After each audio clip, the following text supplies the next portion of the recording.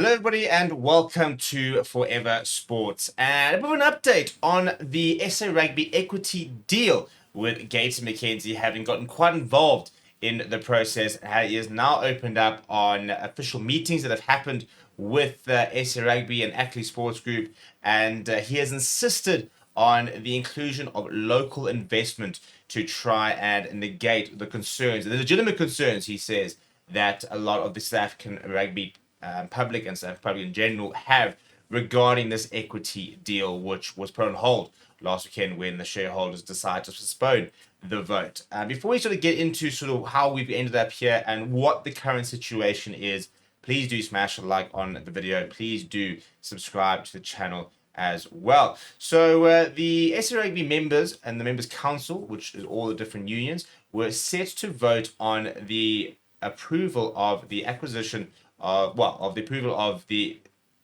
setup of a new commercial arm of SA Rugby, a new company that will handle the commercial rights of SA Rugby, where a stake was going to be bought by a US investment group called Ackley Sports Group, which is from the Ackley brothers. And basically, there had been a whole process with different bidders and the likes. Ackley Sports Group was presented as the preferred bidder. There were roadshows that were done by SA Rugby going to every single different union across the country, explaining how this works and how it's going to benefit SA. And then it was all going to be put to a vote. However, on the eve of the vote, all the several member unions, mostly the URC ones, Lions, Stormers, Bulls, Sharks, and I think it was Pumas might have done it as well. They wrote a letter basically voicing their concern regarding their proposal and asked why, for example, there weren't more local investments, but also why,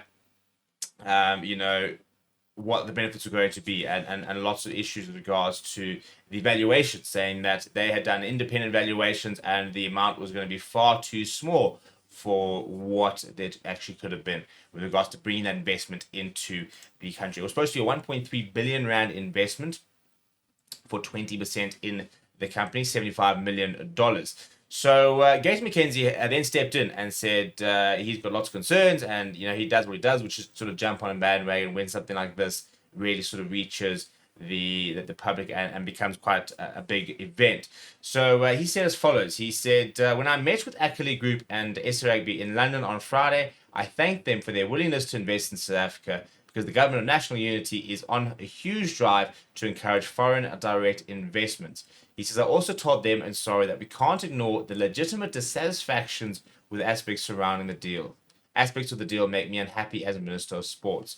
For example, the non-participation or the non-local participation, the no benefit to former rugby players, and commission should be split into benefit development and constructing new rugby fields. He said that they have agreed to all those points, and this is how the new deal is going to be structured. According to Gayton Mckenzie, he says that a local consortium will take 10% of the 20%, and Ackley Sports Group will take the other 10%. 3% of the local 10% can be taken up by former players. So players who've been involved in the game and the likes over there. He said he then reached out to investors in SA Rugby, and apparently only the two that have come back with a definite yes to match the Ackley's offer is Johan Rupert as well as the Skalkberger Senior Group, in terms of wanting to get involved in this. He then said, I met with all the unions, small and big, Ackley and SARU yesterday, and told them that the negativity surrounding this deal has the potential to undo all the great work done by the Springboks on the field. I told them to differ more in-house and ask all the hard questions of SARU and then emerge as one voice, either for or against the deal. But this differing in public is not good for the game of rugby, which is right. You don't really want to be sitting there seeing the members' council taking on SA Rugby and there continuously being this sort of tension, whilst we're hopefully, in a bit of a dawn of a new era for SA Rugby where we are potentially in the most dominant we've ever been. So it's an interesting concept. Now, in theory, it's great to have the local investment, and hopefully we will see that. The main thing about this, regardless of whether it's local money, whether it's foreign money, regardless of where the money comes from, it's all about where the money goes, isn't it, at the end of the day? Is this going to go to the right places? Are we going to see this really being used for the development and promotion of SA Rugby? Or is this going to be an opportunity for big wigs and big corporates to line their pockets even further using the Springbok brand and the SA Rugby brand. Apparently, there's going to be a final vote on the 6th of December, which is in about 2 weeks, actually, now these days. I think it's 2 weeks on Friday. And then there will be a final decision regarding the equity deal and how this is all going to sort of take place.